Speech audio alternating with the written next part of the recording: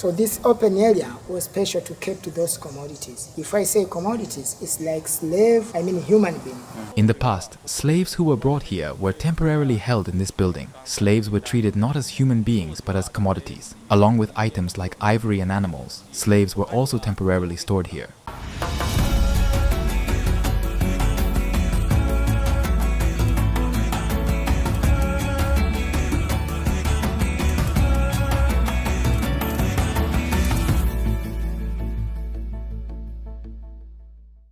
This video was originally produced in Japanese. An English voiceover was added later.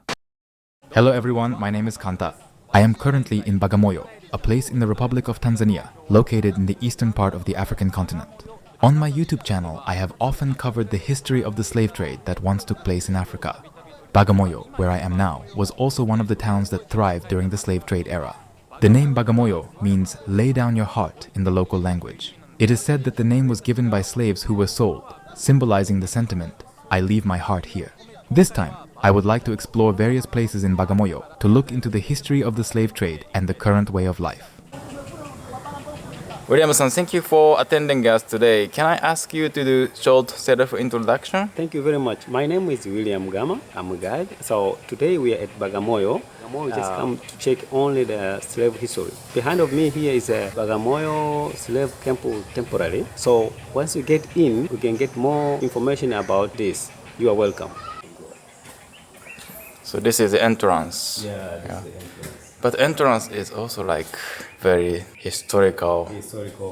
The doors are also built in a heavy, solid manner, giving us a glimpse into the history of that time. I will talk to the person who manages this facility to get more information. So can I ask you to explain what kind of this facility is like? My name is Cuthbert. I'm a guide. We conserve the historical town concerning to the slave and the ivory and the other people who came to dominate us. So today we still to conserve this for more memorization of different generations. So today the buildings known as temporary slave camp, today we say old fort. Because once German people came, they used it as a military base. But before, was a temporary slave camp. So slaves are coming here, slave traders save slave here temporarily before they ship to Zanzibar. As mentioned earlier, this building was a temporary holding place for slaves sent from the interior of Africa before they were shipped to Zanzibar Island across the coast during the slave trade era.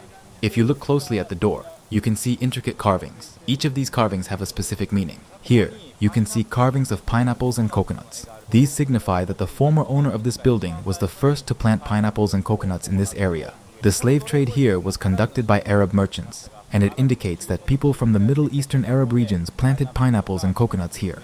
Additionally, there are carvings representing chains here. They extend all the way up. This signifies that during that time, slaves were chained together when being transported, indicating that the owner of this building was a slave trader. Another interesting feature is the carving of dates next to the chains.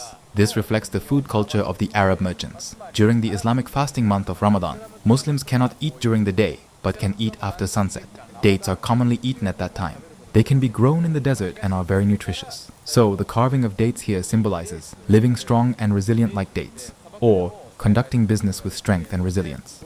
The name of this town is now called Bagamoyo, but it originally comes from the phrase Bagamoyo. Bwaga in the local language means to lay down the load one is carrying on their shoulders, and moyo means heart.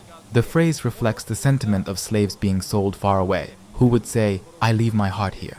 Another origin of the name comes from the perspective of caravan traders. Caravan traders who transported slaves from the inland for many days would arrive at the port in this area, feeling that we had finally laid down our burden of minds, and we could finally find peace. For them, Bagamoyo means to lay down their hearts. Therefore, the name of this city has two origins. So this open area was special to keep to those commodities. If I say commodities, it's like slave, I mean human being, with the no, it's like a commodities. I have now come to an open area a little away from the building. In the past, slaves who were brought here were temporarily held in this building. Slaves were treated not as human beings but as commodities. Along with items like ivory and animals, slaves were also temporarily stored here. There was no roof, and since they were kept in such conditions for nearly 2 weeks, infectious diseases spread, and some people even lost their lives here. They believe there's no anyone can able to enter or to live without using Indian Ocean. Other soldiers, they are standing over there for the watchtower in order to be easy, to see far away, to monitor their sights and to see their enemies. But today, we conserve the historical buildings. We use as a tourism office. No any uses apart from tourism office and among of the historical buildings.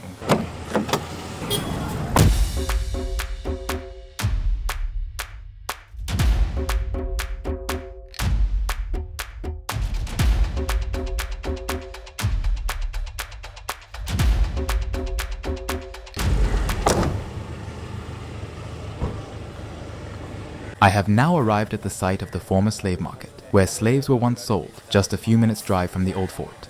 Can I ask you to explain where we are now? Yeah, okay. Now here we are at the slave market.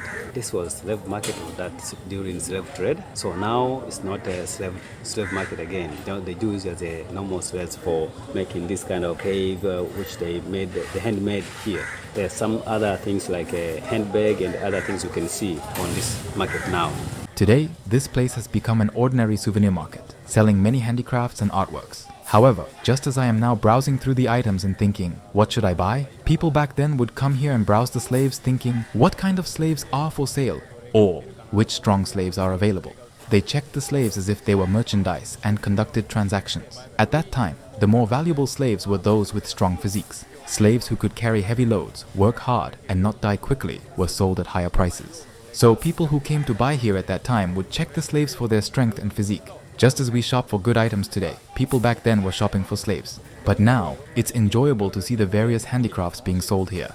This appears to be a bottle opener, the kind you use to open bottles. In addition to openers like this, they also sell wooden spoons, keychains shaped like the map of Africa, and many other souvenirs. All the handicrafts here seem to be handmade by the shop owner.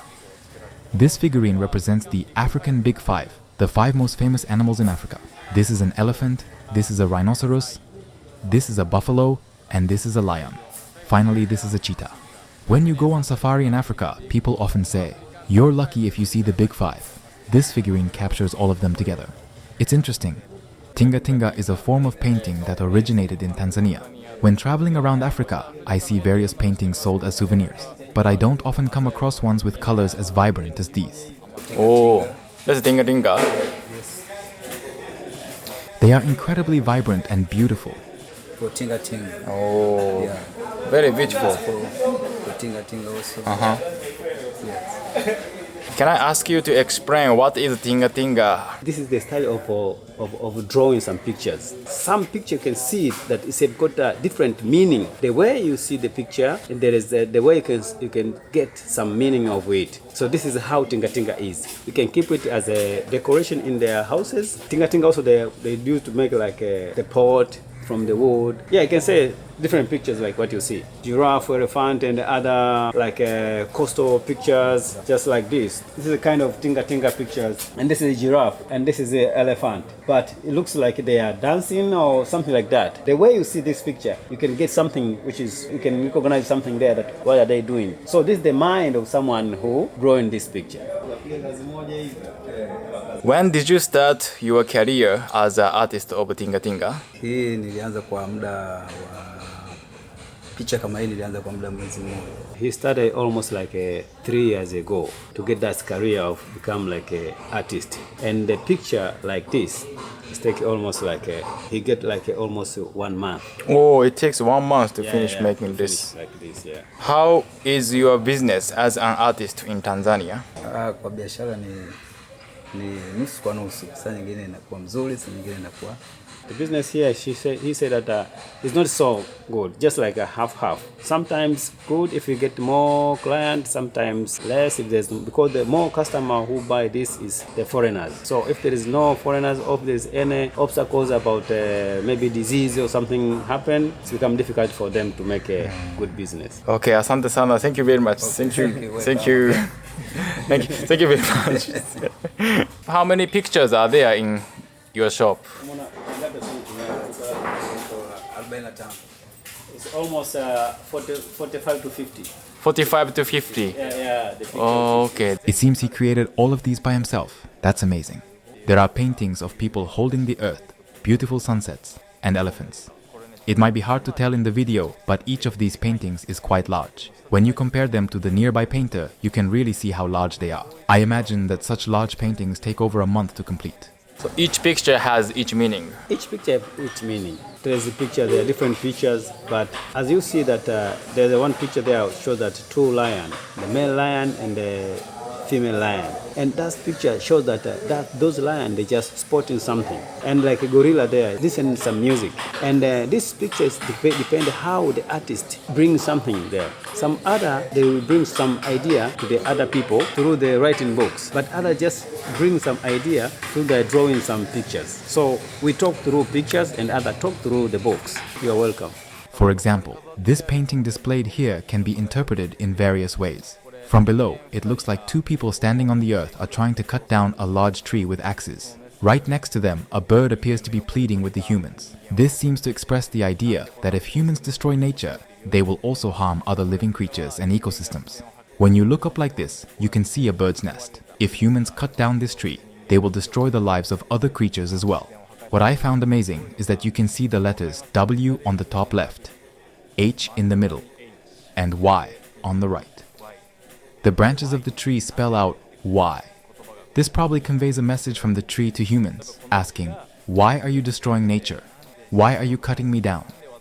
The local guide told me that each Tinga Tinga painting carries various meanings and can be interpreted in different ways, which is one of its distinctive features. In this video, we went around the former site of the slave trade in Bagamoyo, Tanzania, and covered the history of the slave trade. I also touched on folk art and Tinga Tinga at the souvenir shop, so I hope you are interested in Tanzania. In the next video, we'll go deeper into the history of the slave trade and hear more about how local people actually perceive the history of the slave trade. Please subscribe to my channel for the next video. Thank you for watching to the end. See you in the next video.